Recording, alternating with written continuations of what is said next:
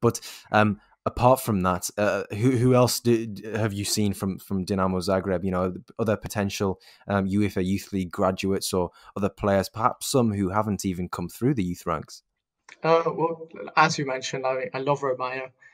I really like him. He's a very technically gifted player as well, with a brilliant passing range. I think he kind of leads the charts in terms of key passes in the Croatian league, and his through ball, like the way he can just sort of thread a through ball, is excellent. But what I like about him is he also contributes in his defensive duties. He reads the game really well, and he makes a lot of interceptions every game, and so kind of crucial to breaking up play for Dinamo. I think I watched him recently in the Eternal Derby against Hajduk Split, where he scored a goal. Obviously, he's good at getting goals and assists, but I think for him, he's 23 and he's still kind of inconsistent at times. So, you know, he can pop up with a goal, but sometimes he doesn't influence the games as much as your Guardiola, who is, you know, a huge talent. So I wouldn't say Majer is going to have the same career as a Modrić, who is being compared to a lot. But I do think he's going to be good enough to play for like a mid-table, lower league, lower tier sort of top five team. And Ivanušić as well. He was someone who really impressed me in the England under 21 game, like the under 21 Euros. He just is a very energetic midfielder, and he's one of those players you would hate to play against because he doesn't stop running. He reminds you of like a James Milner type, and I think he's the same with Majer. I think he'll end up in one of those like top five leagues as well, but just not at like the highest level. And someone there's two lone players as well that I've kind of had a look at in the Croatian league and who I'd recommend keeping an eye on.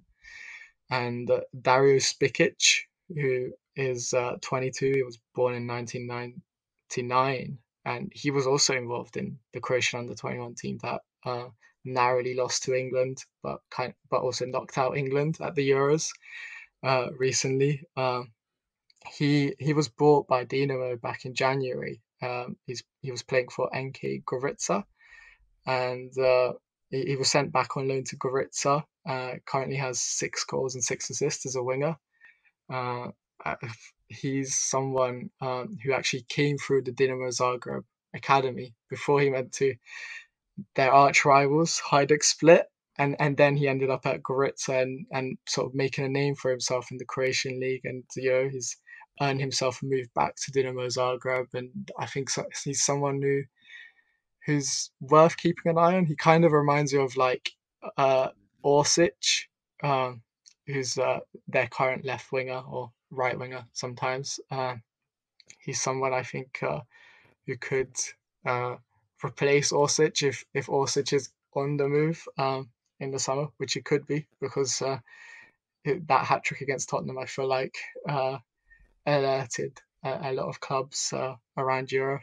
And then another defender I was kind of recently analysed is Josip Sotalo, who kind of captained Dinamo Zagreb at reserve level. He actually played alongside Guardiola in the UEFA Youth League campaigns. I remember watching him against Liverpool, and he's a very solid defender. But he's also very fast and comfortable on the ball. And I think what really impressed me is he ranks in the top 5 for like defensive duels won in the Croatian league with like 72%, which is quite high for a defender. And he's currently on loan at NK Istra, but I feel like he's also one of those players that Dinamo will start putting into their first team because he's really impressed on loan this season. He wouldn't be related to Bosko Sutalo, who's obviously at Atalanta, would he? I mean, I don't see that Sutalo, the one at Atalanta, he hasn't had any sort of Dinamo influence in his career. He was at RNK Split and then Osijek before going to Atalanta. Would you happen to know? I did look it up, and no, they're not related. That's just surname. I think probably maybe a common surname in Croatia. I don't Yeah, know, it but might they're be. not Yeah, related. Yeah. yeah. No, that's really interesting, though. I think the route that a couple of those players have taken. There was Lovro Majer was one that I think a lot of people knew of because he was sort of you had the Luka Modrić and then the Halilovic and then a little bit of Lovro Majer, as sort of like Football Manager wonder kids, and everybody would sign them on their saves and whatnot. And in real life, sometimes they kind of just dip off the radar a little bit, but he was at Lokomotiva, well, wasn't Lovro Majer, and he did really well there, and that's what he kind of earned a move back to Dinamo Zagreb. So yeah, it's interesting how that probably is happens quite a lot. But there's one last player that I would like to talk about and that's Robbie Burton, who it sounds as though he doesn't exactly have a very Croatian name, and that's because he's taken a similar route to the Dani Olmos of the world by switching Arsenal for Dinamo Zagreb. I was wondering if you knew any more on that, sort of the reasoning behind he may have made that switch.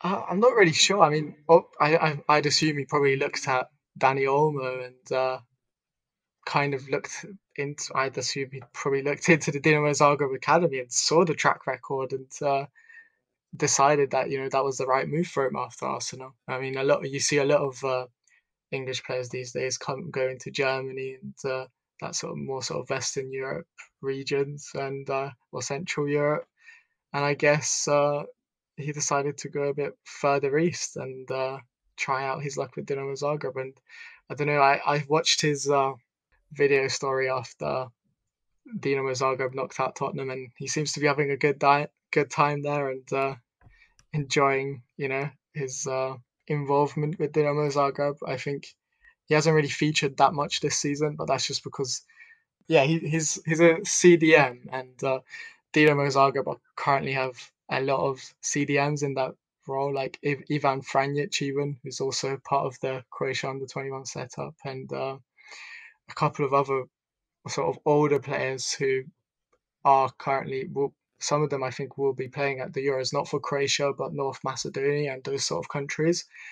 So it's kind of hard to break into that midfield for Dinamo Zagreb at the moment, but he's still young, and I feel like we'll see whether that move. I don't know. I don't think it will have the same kind of Dani Olmo vibes, but it'll be nice to see a British player play for Dinamo Zagreb, because I can't imagine there's been many. No, absolutely not.